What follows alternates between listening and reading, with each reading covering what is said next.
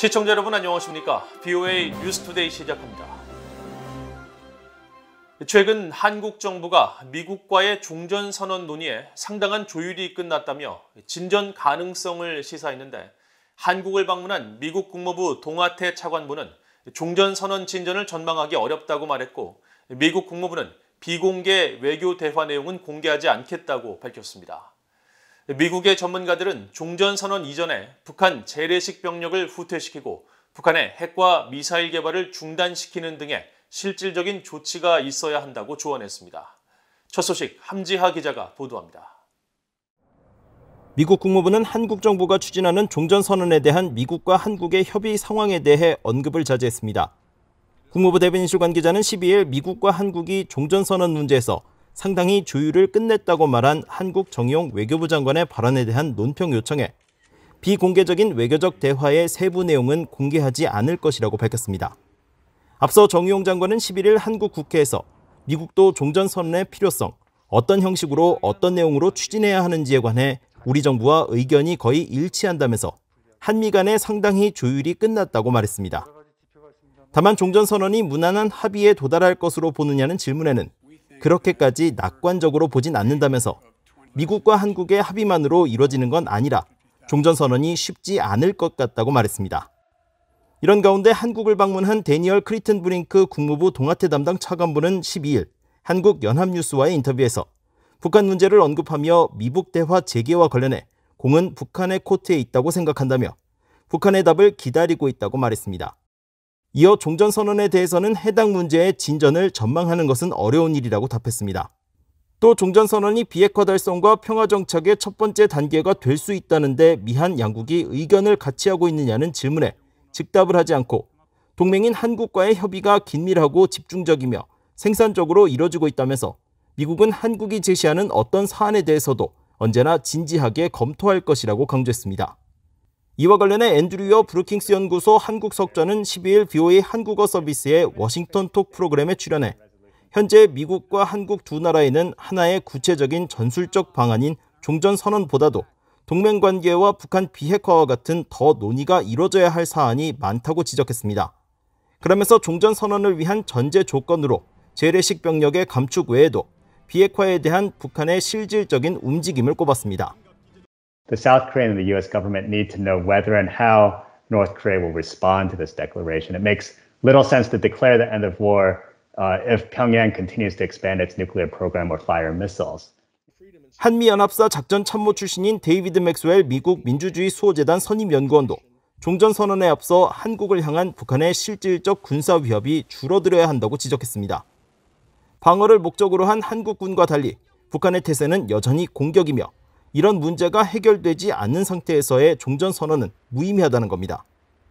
However, to conclude it, I would call for a removal of the artillery from the Quezon Heights, a withdrawal of the frontline armor and mechanized infantry at least 20 kilometers north of the DMZ, preferably about 40 kilometers north of the DMZ.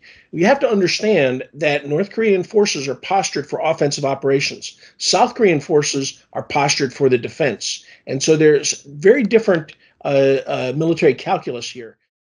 맥스웰 선임연구원은 일반적으로 사람들은 미국과 한국의 적대적인 의도에만 초점을 맞출 뿐 북한의 적대적인 의도는 언급조차 하지 않고 있다면서 북한은 한반도 지배를 목표로 한 전략에 아무 변화가 없다고 지적했습니다.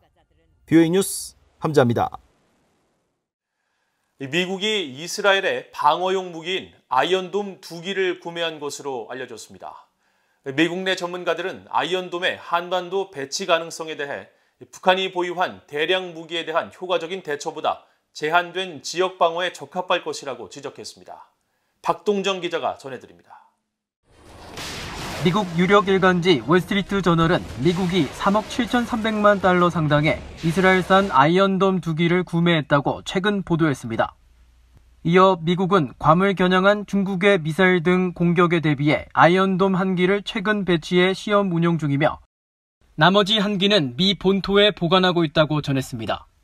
아이언돔은 이스라엘의 군수업체가 개발한 방어용 무기 체계로 최대 사거리 70여 킬로미터의 단거리 로켓과 미사일 등 요격에 효과적인 것으로 알려졌는데 신문은 안보 전문가들을 인용해 아이언돔의 한국 배치 가능성을 거론했습니다. 팔레스타인과 북한의 무기 체계가 비슷하고 이스라엘과 한국이 가까운 거리에서 적과 대치 중이라는 점이 유사하다는 겁니다. 한미연합사 작전참모를 지낸 데이비드 맥스웰 민주주의 수호재단 선임연구원은 아이언돔의 한국 배치가 북한 위협에 효과적으로 대처할 수 있을지에 대해 회의적인 평가를 내렸습니다.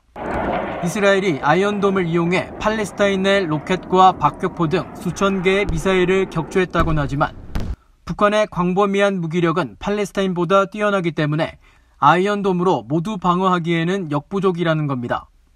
I'm not sure if it will be effective against the North Korean threats, because of the overwhelming amount of artillery fire that far exceeds the threats that Israel faces. 맥스웰 선임 연구원은 그러면서 아이언돔 등의 미사일 방어 체계 기능이 향상되고 어느 정도 역량을 제공할 수 있다고 확신하지만 핵심은 이것이 마법이 아니고 한국과 심지어 서울을 보호할 수 있는 유용의 시스템이 아니라고 지적했습니다. 군사 전문가인 브루스 베넷 랜드 연구소 선임 연구원은 아이언돔이 한반도에 배치될 경우 제한된 지역만 방어할 수 있을 것이라고 분석했습니다. 특히 상당한 규모의 주한미군이 주둔해 있는 경기도 평택의 캠프 험프리와 동두천의 캠프 KC 보호에 아이언돔이 적용될 수 있다는 겁니다. The U.S. still has a fair amount of forces located at Camp Casey up in the Dongducheon area. So there might be a decision to put the Iron Dome up there where it could be used to defend Camp Casey, but also potentially elements of the Dongducheon area that could be negotiated between the U.S. and South Korea and used to protect that area. Similarly, it could be used to protect Camp Humphreys and Pyeongtaek, but you have to decide what area is being protected because it isn't going to defend all of the area south of Seoul. 전문가들은 현재 북한은 한 지역을 무력화시키고 광범위한 피해를 줄 수 있는 로켓 장착 다연장 로켓 발사대 등을 비무장지대 인근에 대거 배치해놓고 있다고 지적했습니다. 또 실제로 북한의 장사정포는 1시간에 16,000발을 한국을 향해 퍼부을 수 있다고 덧붙였습니다. VUE 뉴스 박동정입니다. 북한의 불법 해상 환적 등 유엔 안보리 대북 제재를 이행하기 위해 최근 함정을 일본에 파견한 독일이 13일부터 관련 활동을 시작한다고 밝혔습니다.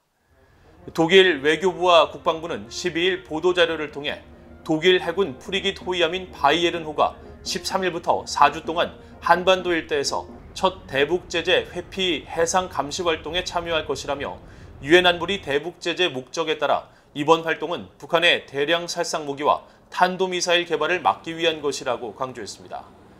이어 독일 함정은 유엔의 눈과 귀로서 다른 나라들과 협력해 선박 간 해상 불법 환적에 대한 정보를 수집하게 될 것이라면서 의심스러운 활동과 제재 위반 사항에 대해 취득한 정보는 제재 감시 전반을 관할하는 일본 내 이행협조팀에 보고될 것이라고 설명했습니다. 전 세계에서 신종 코로나 바이러스 백신 접종을 전혀 시작하지 않은 나라는 북한과 아프리카의 에리트레아뿐이라고 세계보건기구 WHO 사무총장이 밝혔습니다. 테드로스 아드하놈 게브레예수스 WHO 사무총장은 12일 신종 코로나 바이러스 백신 관련 화상 브리핑에서 코로나 백신 공동구매 배분 국제 프로젝트인 코백스를 통해 지금까지 전 세계 144개국에 5억 회분의 백신이 전달됐으며 이들 나라에서 모두 백신 접종이 시작됐지만 아직까지 백신 접종을 전혀 개시하지 않은 나라는 북한과 에리트레아뿐이라고 지적했습니다. 그러면서 코백스가 거둔 여러 성과에도 불구하고 부자 나라와 가난한 나라 사이에 백신 공급이 여전히 불평등한 문제가 남아있다면서 이런 문제를 해결하기 위해 국제사회가 적극 나서줄 것을 촉구했습니다.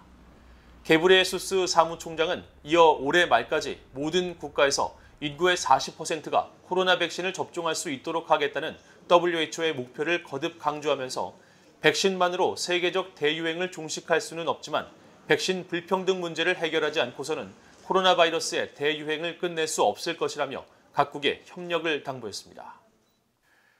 영국은 북한에서 인도주의적 필요가 커질 수 있다는 데 우려하고 있으며 북한의 종교 박해에 대해 검토할 것이라고 타리크 아마드 영국 외교부 부장관이 밝혔습니다. 아마드 부장관은 11일 북한 내 기아 실태에 대한 평가를 묻는 데이비드 알톤 상원의원의 서면 질의에 대한 답변으로 이같이 밝히고 신종 코로나 바이러스 대응 조치로 인한 북한 당국의 국내 이동 제한으로 대부분의 국제요원들이 떠났다고 지적하며 이들의 입국을 허용할 것을 촉구했습니다. 아마드 부장관은 또 북한의 종교 박해에 대한 민간단체 코리아 퓨처 보고서에 대한 평가를 묻는 알톤 의원의 질문에 대해서는 영국 정부는 국제사회에서 북한의 끔찍한 인권 상황에 대응하는 맥락에서 보고서의 내용과 제안을 검토할 것이라고 밝히고 국제사회는 북한의 인권 침해에 대응해야 할 책임이 있다고 강조했습니다. 북한 정권의 후원을 받는 것으로 알려진 해킹 조직이 최근 한국의 민간 연구단체를 사칭해 한국 내 국방, 안보 분야 전문가들을 해킹하려 한 정황을 포착했다고 한국의 사이버 보안 기업이 밝혔습니다. 한국의 사이버 보안 기업 이스트 시큐리티는 최근 북한 정찰총국 산하 해킹 조직이 실제 존재하는 한국 내 특정 학술원에 안보 전략 심층 토론 행사 내용으로 위장한 이메일에 악성 코드를 심어 발송하는 스피어피싱 공격을 펼쳤다고 밝혔습니다. 해당 이메일은 오는 23일 진행되는 행사용 워드 문서 파일처럼 수신자를 현혹했고 첨부된 파일 내부에는 원격 조정을 할 수 있는 악성 코드가 포함되어 있었으며 해당 취약점은 지난 8월 중순부터 보고돼 마이크로소프트사가 북한 추정 해킹 조직의 소행으로 인지하고 권고문을 발표한 사례와 같은 것으로 파악됐습니다.